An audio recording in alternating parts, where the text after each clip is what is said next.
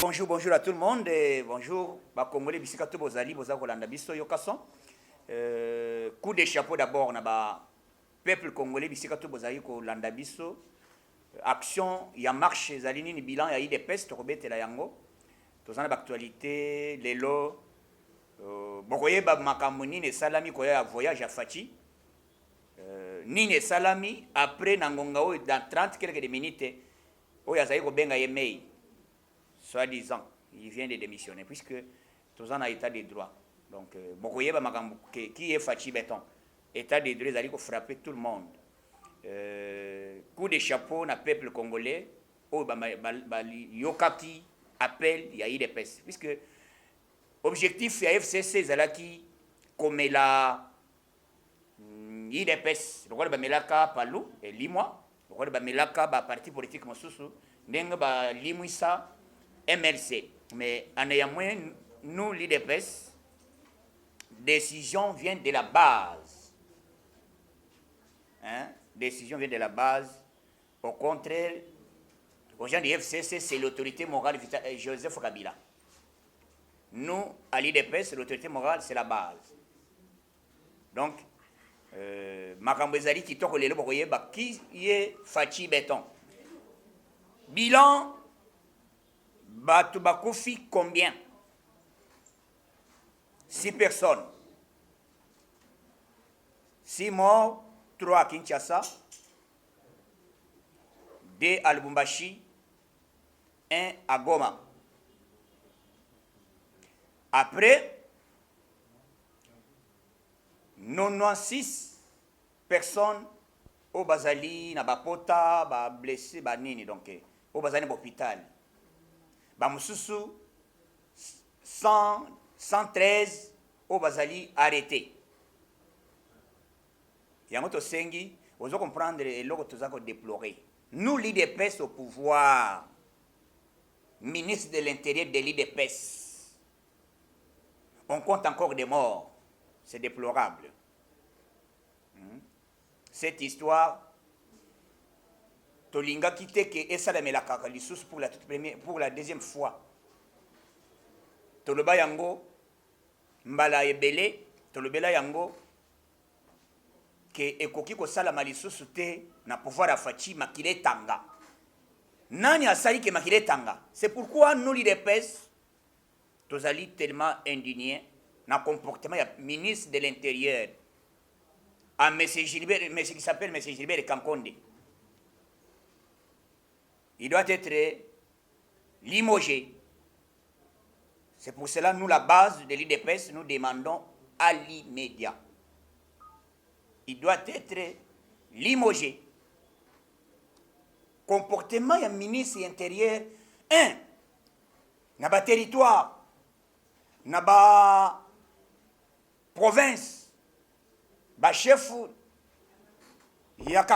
du quartier, bazali ko dépendre na ministre intérieur, police, gouverneur, tout bazo dépend du ministre intérieur. Nani apesi ordre, babete lisasi. Bokoyoka ke chef de l'État lui-même, le garant de mon fonctionnement, il a appelé M. Kassongo. Tu porter plainte, l'IDPS. Tu porter plainte na Kassongo Silvano, tu porter plainte na Mwana Masi Karine, Moussousou na général commandant Bazala Ozare. Tu peux permettre le bongo isala mateli wa lisusu na pouvoir ya Fachi. Ya ngoto zo yebisa bino FCC comme bino bozali ba provocateur. Ya masolo biso sikotoye. Toye donc masolo ezali kopela moto ndenge tozaboye. Tokosala mosala à tout moment nan bolungu lokolo bolungu nanu rejet ya dossier ya monsieur oya seni nani Orosa Malonda nan bolungu liete soki nanu alungwete à tout moment nous allons toujours descendre dans la rue pour revendiquer notre droit. Aujourd'hui, il y a des choses au biso na koyeb sabino que Congo ezalaki na makambo oyo bato bamesana yemei ya yebisi ngai yemei ya yebisi ngai na chombo kete kobanga te yoka son bakoyoka omokamate omokamate boyebaki te politique ekomi elengi ya ndenge moko nano oyoka te soki oza mwana idps te mbala bochange identité changer identité tokomi elengi trop suka kokita faci cpe cpe kiti politique ekomi elengi siko banani baboma bato depuis 2004 ti kobanda 2006 tina lelo banani basali bacrime à vous les comprendre. Donc, batou bazo kangama en bloc. C'était hier, depuis 18h, l'atterrissage forcé. Une forte délégation du membre de ces pays. Est-ce que ces pays va y avoir colonne massango na Congo? Vous savez que ces pays bazana ba entreprise moko. Entreprise de ces pays zali ko kanga. Congo combien entreprise ya CPI ba yeko insala entrepreneuriat na Congo. Congo combien lengi tunda ya kasende dans quelques minutes petit alongo musala alongo boulot quelques minutes au mois. En tout cas je rends hommage au chef de l'État puisque d'avoir mes nommés voilà. Mais tu avais dit que vous redémissionnez. Comment yozo aux ministres en fonction? Aucun de couper ce message dans les médias que yémei. Ministre en fonction, il y a justice. Au lobby que yémei ya yebsinga ko bangate. Yémei ya couper ce message. Et puis Fatia Lobaki, na réunion il est qui avant voyager. Alobaki na linga là où toujours loba oyo. Na yebse boy. Kende longola na connexion, kende ko benga yémei azon sona musala. Petit musala si la raté salni. Puisque les Congolais basaki na ignorance te Kabila ndazo kamba Kabila zo diriger oui Kabila ya koyebisa kozongisa tunda facha lebi soki bino ngai na bino bolingi toke na minito tunda libanda yango biso moko biso nanu yide peste to s'attaquer d'abord na Gilbert Kankonde aza ya yide peste ministre intérieur azalaka moto ya makila moto. Aux exemples, est-ce que vous pouvez comprendre le ministre intérieur, il y a eu des pèses, ordre, il y a des policiers, des ordres, des bêtes, des babou, kabinda, quoi, batou, bakota, bapillé. C'est quelle histoire? Donc, les lots, ils ont mis au point, il y a que na 30 minutes au tozolo bawa. Tout dans nini na bureau, il y a premier ministre. A aussi démissionné. Lobby, conseil des ministres de Koti, chef de l'État, a yebisi bande mususu. A lobby, nazaki un peu étonné na comportement na bino, oibo salaki. Comportement ya ke, omoni tozana régime y a information. Non que régime y a autorisation. Dès leur peuple a sabimi, la police aux alina objectif. Il y a qu'à protéger peuple ou à sabimi. Mais tant que vous avez commis bêta massasi, nani a pesi ordre. Donc Karine azana toza souvenir na ya mabe. Orosi akufasi. Karine siko plainte na biso zali ke baka Karine akende boloko. Karinazo. Oyoka son. Organise bakambo zaki makambo yeme ya lobi boka ngaite ozokindi. Pouvoir na biso et dans ma sécurité. Donc toza état de droit na yoki déjà que document moko officiel bon tozo zelana présent cour de cassation présent cour constitutionnel ou azana azolinga AGT papa vanda non ozolinga o démissionner pour nani tomoni document ou a démissionner té toza na poste puisque mois de septembre mandat na bango ezokende mutu na mutu ko se justifier bazwaki dossier ya Jean-Marc Kabund. Conseil d'État a réhabilité Jean-Marc Kabund, na cour constitutionnelle a rejeté. Siko, bazwa ki dossier wana ndenge ba le billet est recevable mais non fondé. Bah on va expliquer bizarre. État de droit frappé Montignon-Son. Hier, on a arrêté madame, c'était avant-hier plutôt. Madame de la DGRK, DG de la DGRK, Rita, elle s'appelle comment? Rita Bola. Aux arrêts. Makala, papa makambo eza te ko nazala mwasi nazomelisa kende komelisa na prison na bebe na yo okende komelisa ye na prison oyo talama nabuti kobota mwana état de droit marche frappe ya liboma Congo zoyoka na minute oke nini esalami quelle forte tosalaki nini po tobimisa bato biso topesaka mbongo te IDPS tozalaka de bouche à l'oreille et puis bolingo ezalaka na IDPS etikala kozala na parti pour mosusu te po bimisa bato wana il faut dépenser IDPS vivant IDPS bora makasi IDPS vola bora makasi omoni monde trois bande nyonso ezati mosusu te bamosusu okomona mwanzela biso tokangaki nyonso bachauffeur bazwaki bakotaki repos bazwaki bakotaki garage mituka bakei kosala yango entretien puisque IDPS aza na marche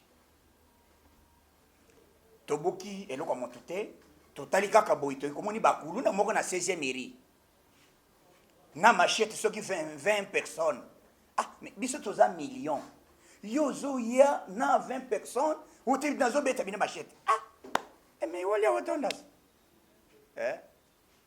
ekomite oyo boyi te biso tobokaka église ya bato te toza bato tosambelaka toza na attitude ya bokaka biloko ya bato te donc comportement na biso d'abord coup de chapeau na leadership omoni kabondo libanda na kabondo azali na kati il y a une différence totale il y a une différence puisque bato bakanisaki balobi ke te kabondo aza o kabondo ozonga bon akozonga pe kuna ti po soka zongi kuna ezali lokola mwa akoti coffre tika ya leka mopepe bosala kerere FCC bolingi na bino mboka na biso te bolingi ba congolais te information ba congolais boyoka musée Kabila mwana Kabila le père azaki na sans rival na moni ye na mediawa officiellement alobi batuni ye est-ce que yebi Joseph Kabila non biso papa na biso bota mapasa te est-ce que bozoyo bazuye lo azawa azape sango alobi papa boti mapasa te mais sikoyo mapasa bolezalaka ya mobali na mwana mobali ezalaka wapi bandeko bo comprendre que tokoyeba vraie identité ya mutu akingaka ti oyo marche maloy alagelele donc suka ti kingakati ti kingakati donc nakotika temps na ba journaliste oyo bakozala na ma question ezali mise au point ya koyebisa bino ke na moment tozoloba dans 30 minutes tout ndaka sende mosala esili donc il faut ba nommer ministre mosusu ya justice biso IDPS tosengi démission ya ministre na biso ya intérieur Gilbert Kankonde puisque azali incompétent comment yo azali ministre en fonction okei kosala IDPS toujours bakofi bato baza na hôpital ocontrôler ba policier na bino opesi na bord de bango discipline te yango fatia lebi kete nalingi koyoka yo te président za tellement monté puisque biso tant que c'est que dans baza vivant jamais négliger base jamais négliger bana oyo basali bato basala ka force ya IDPS eza bato wana ozo négliger eza bato ozo négliger yo zolo bakete bato wana naza na besoin na bango te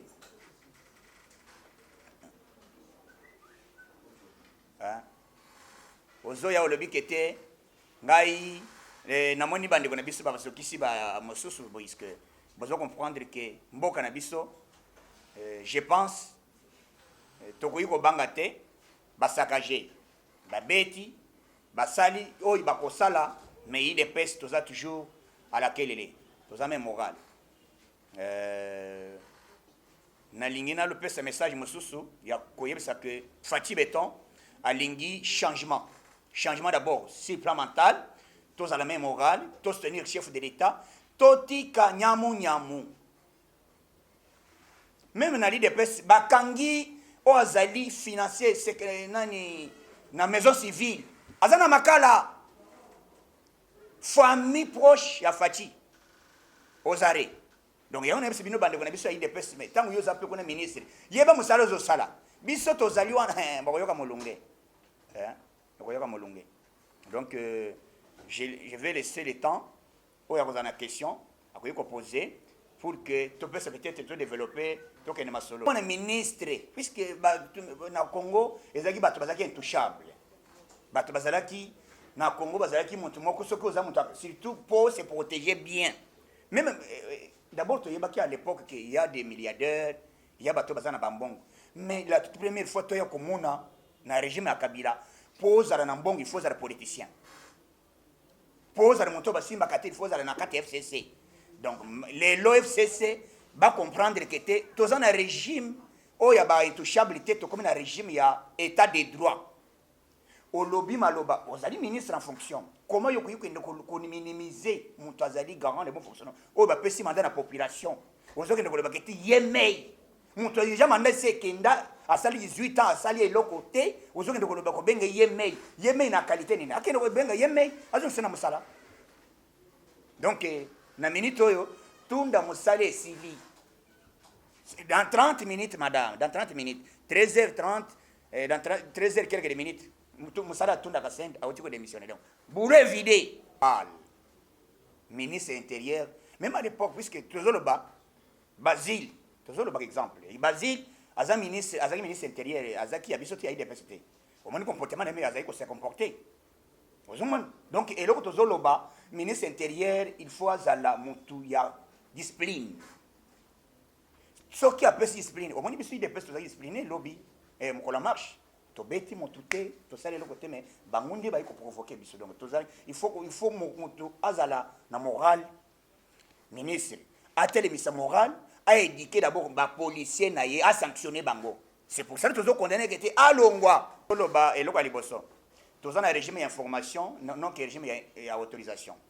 Ministre intérieur azali habilité à benga nani nani commandant ville province même na Congo partout a bengi ba gouverneur a pesi bango éducation que en cas de débordement malgré la petit puisque constitution de pesibiso autorisation ya que il faut peuple abima à manifester to ko senga te biso to senga bango ba prendre acte dès lors la population s'abîme et ça les débordements il faut la police aille ba lulenge nini ya ko protéger mais tant que la police a zo beta massacre gaz au Kobet, mais Baba les réels.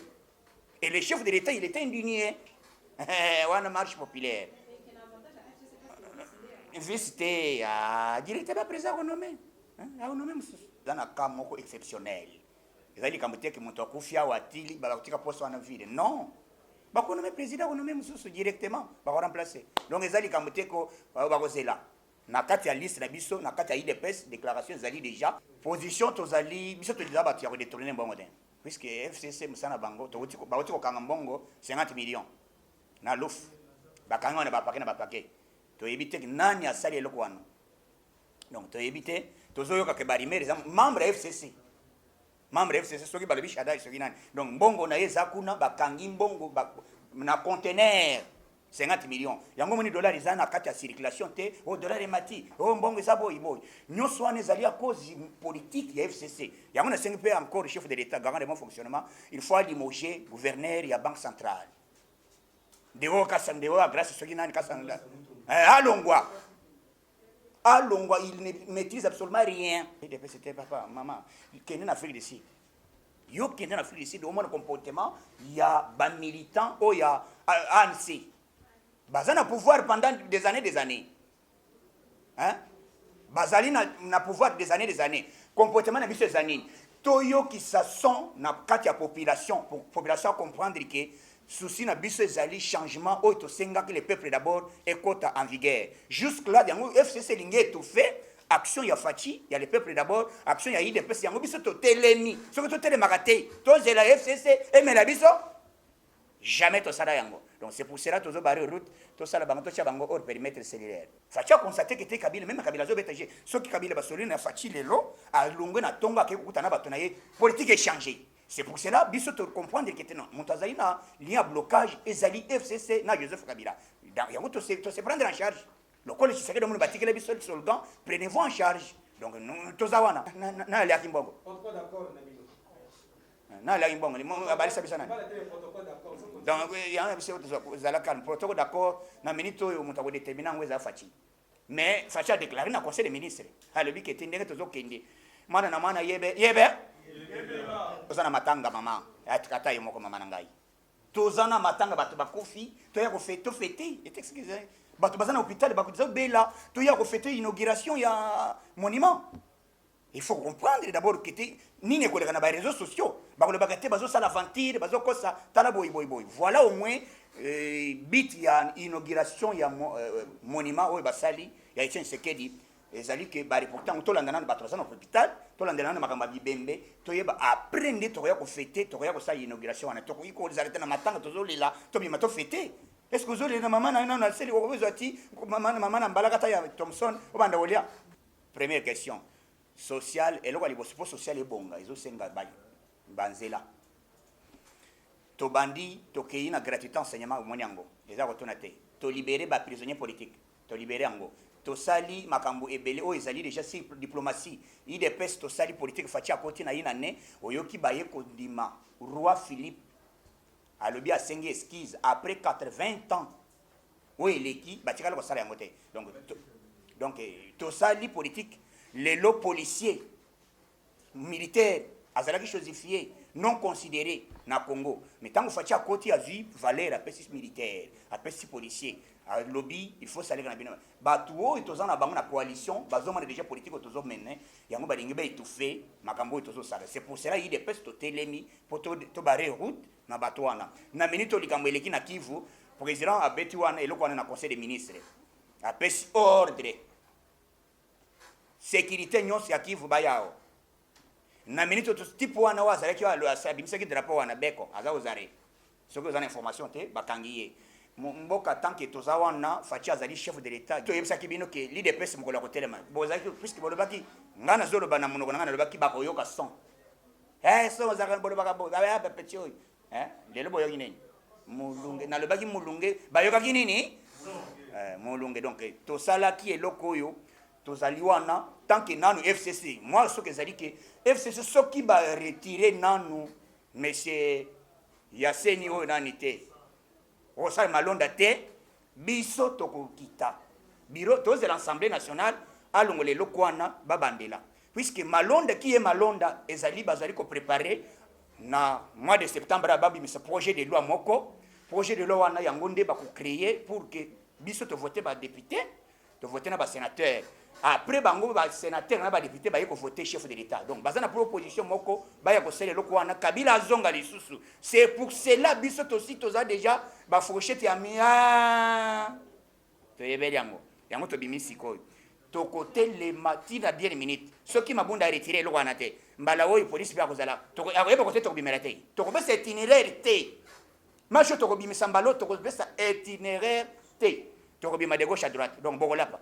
Merci beaucoup ba Congolais nyose bozola ndabiso nzamba pambola bino occasion ezali que son ezaki na eloko moko ya kopesa bino ke bato bazali connaître que fatia zo diriger te les gens disent monsieur sali vidéo na chambre te comme Félix azo kambate tunda ya kasenda no muto akabilisa munene eloko nazana kwati ya kokamwa ezali que Henri Magie ya PPRD ba ko condamner 18 mois ezamuke il faudrait au moins 5 ans puisque il y a outrage au chef de l'État là ezala kana président bientôt bazobimisa il dit kapena zobima ndebo rezo beta puisque famille ya Kabila balobi boy to babengi garçon moko azali Kabila mwana Kabila azali na poto azalia olelo boyokiye alobi ke batikala ko bota mwana kombo ya rais Kabange te bazobenga Hippolyte yimuta pesi kombo alobi komona Hippolyte yebe bakoyoka nini Fachi be? Son yango wana donc nyata bor tole ka toza wana actualité ko meling soko yoki yoka santé o bela malade. Merci beaucoup Nzamba Pambola bino, j'ai dit et je vous remercie.